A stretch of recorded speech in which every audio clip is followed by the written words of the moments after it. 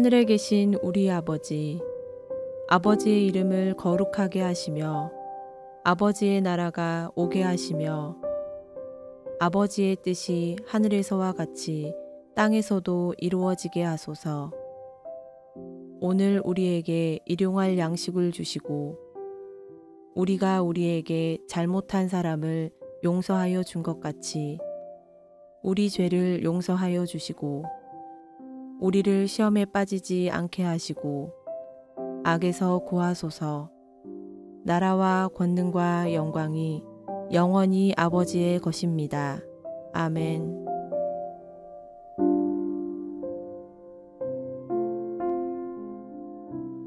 오늘의 말씀 누가복음 7장 11절에서 17절.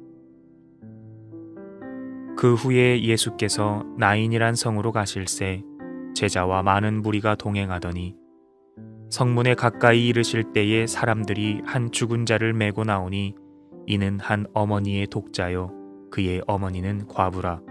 그 성에 많은 사람도 그와 함께 나오거늘 주께서 과부를 보시고 불쌍히 여기사 울지 말라 하시고 가까이 가서 그 관에 손을 대시니 맨 자들이 서는지라. 예수께서 이르시되 청년아 내가 네게 말하노니 일어나라 하시매 죽었던 자가 일어나 앉고 말도 하거늘 예수께서 그를 어머니에게 주시니 모든 사람이 두려워하며 하나님께 영광을 돌려 이르되 큰 선지자가 우리 가운데 일어나셨다 하고 또 하나님께서 자기 백성을 돌보셨다 하더라. 예수께 대한 이 소문이 온 유대와 사방에 두루 퍼지니라. 아멘.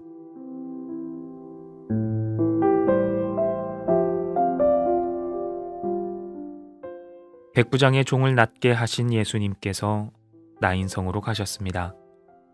나인이란 지역은 사람들이 많이 살지 않는 갈릴리의 작은 성읍입니다. 예수님께서 제자들과 많은 사람들에 둘러싸여 나인 성문 가까이 오실 때쯤 동네 사람들이 죽은 사람을 메고 예수님께 나아왔습니다. 죽은 사람은 과부의 하나밖에 없는 아들이었습니다. 예수님 당시 대표적인 사회적 약자는 고아, 나그네, 병든 자, 창녀, 그리고 과부였습니다. 과부는 아들이 있는 과부와 아들이 없는 과부로 나뉘어집니다.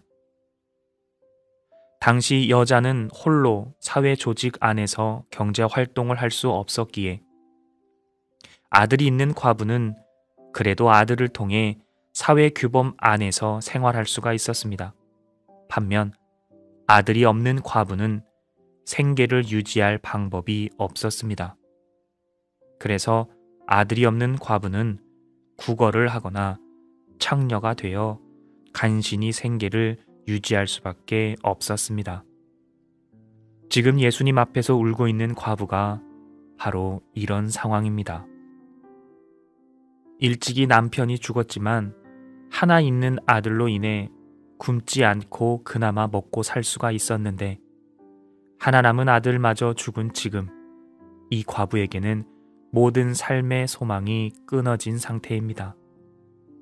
예수님께서는 과부가 우는 모습을 보시고 과부의 슬픔에 공감하셨습니다. 그리고 과부를 불쌍히 여기셨습니다. 불쌍히 여기다라는 말은 가슴앓이를 했다는 말입니다. 과부인데 아들마저 죽었구나, 불쌍하다, 안타깝다 하는 정도가 아니라 아들을 잃고 모든 삶의 소망이 끊어져 울고 있는 과부를 보면서 예수님께서 가슴에 통증이 있을 정도의 쓰라린 가슴앓이를 하고 있었다는 겁니다. 아픈 가슴을 쓸어내리며 예수님께서는 과부에게 이렇게 말씀하십니다. 울지 말아라. 그리고 예수님은 죽은 아들에 관해 손을 대시며 이렇게 말씀하십니다. 청년아, 일어나라. 예수님 말씀으로 죽었던 과부의 아들은 살아났습니다. 죽었던 아들이 살아나 말을 하기 시작했습니다. 그곳에 있던 모든 사람들은 경악을 금치 못했습니다. 예수님은 살아난 청년을 과부인 어머니에게 보냈습니다. 어머니 또한 놀라 입을 다물지 못한 채 여전히 눈물을 흘리고 있었습니다. 그러나 지금 과부가 흘리는 눈물은 슬픔의 눈물이 아니라 기쁨과 환희의 눈물입니다. 삶의 소망이 끊어져 버려 좌절과 낙심과 슬픔에 쏟아지던 눈물은 이제 감동과 기쁨과 환희의 눈물로 바뀌었습니다. 예수님의 말씀으로 인하여. 예수님께서 과부와 만난 이야기를 다시 한번 되짚어 봅시다. 제자들과 많은 사람들에게 둘러싸여 나인성에 오신 예수님. 그동안 보여주신 기적이 허다하고 말씀만으로도 백부장의 종을 낫게 하신 예수님. 과부의 죽은 아들을 보면서 무슨 생각을 하셨을까요? 내가 빨리 저 아들을 살려내서 여기 있는 모든 사람들에게 아버지 하나님의 위대한 능력을 보여주어야겠다. 내가 진정한 하나님의 아들이고 나만이 구원의 길이라는 것을 빨리 나타내야 되겠다라고 생각하셨을까요? 이 세상의 모든 죄인들을 구원하시기 위해서는 빠른 시간 안에 더 큰 기적을 보여주는 것만큼 효과적인 방법은 없을 것입니다. 그렇다면 예수님은 모든 사람들이 보는 앞에서 과부의 죽은 아들에게 제일 먼저 다가가 그에게 기적을 베풀어야 했습니다. 그러나 예수님은 죽은 아들도 아니고 거기에 모인 많은 사람들도 아니고 오직 아들을 잃어 슬픔에 잠겨있는 과부에게 가장 먼저 집중하셨습니다. 그리고 그 과부의 슬픔에 공감하시며 가슴앓이 하셨습니다. 과부와 함께 울고 과부에게 다가가 그의 눈물을 닦아 주었습니다.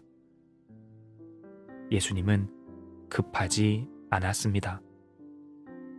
구원을 위해 이 땅에 오셨지만 구원자라는 것을 빨리 보여주기 위해 급하게 움직이지 않으셨습니다. 예수님은 가장 먼저 아파하고 슬퍼하고 소망이 끊긴 과부에게 다가가 그를 공감해 주었습니다. 오늘날 예수님의 증인이요 예수님의 제자라고 하는 성도들의 모습은 어떠합니까? 내 주변의 모든 사람들에게 공감하는 사람입니까? 믿음이 없어 보이는 자녀를 위해 애타게 기도하며 우리 아들, 딸, 손주들의 신앙 주님께서 붙들어 달라고 애타게 부르짖고 계십니까? 가족의 믿음을 위해 기도하기 전에 과연 얼마나 그들의 삶을 공감하고 있습니까? 힘들어하는 남편, 아내, 그들의 표정과 말 하나에 공감을 먼저 해주어야 합니다. 힘들어하는 자녀들의 삶에 공감을 해주어야 합니다. 말씀과 기도가 먼저가 아니라 공감하며 함께 웃고 울어주는 것이 먼저입니다. 하나님께 집중하는 것은 곧 내 주변의 모든 이들에게 집중하는 것입니다. 그리고 무엇이 힘든지, 무엇이 아픈지, 무엇에 버거워하는지 공감해주는 우리들이 됩시다. 믿음이 좋은 사람은 바로 공감해주는 사람입니다. 오늘 하루 내가 무언가를 이루기 위해서, 내가 무언가를 드러내기 위해서 급하게 나아가지 말고 내 주변의 약자에게, 내 주변에 힘들어하는 이에게 먼저 다가가 공감해주는 베델의 성도들이 되기를 소망합니다. 기도하겠습니다. 사랑의 아버지 하나님, 오늘 내 삶에 사랑의 빛이 비춰지게 하옵소서. 예수님처럼 상대방의 아픔과 슬픔에 공감하며 함께 울고 가슴앓이 할 수 있는 긍휼의 마음을 허락해 주옵소서. 공감으로 함께 연대하며 공감함으로 위로와 평안을 건네며 살아가는 베델의 성도들이 되게 하옵소서. 신앙의 연수가 가면 갈수록 더욱 겸손해지는 믿음을 주시고 오늘 하루 예수님의 성품을 닮아 모든 이들을 공감하며 살아가는 지혜도 허락해 주옵소서. 예수님의 이름으로 기도하옵나이다. 아멘. 말씀을 묵상하며 개인 기도를 이어가겠습니다.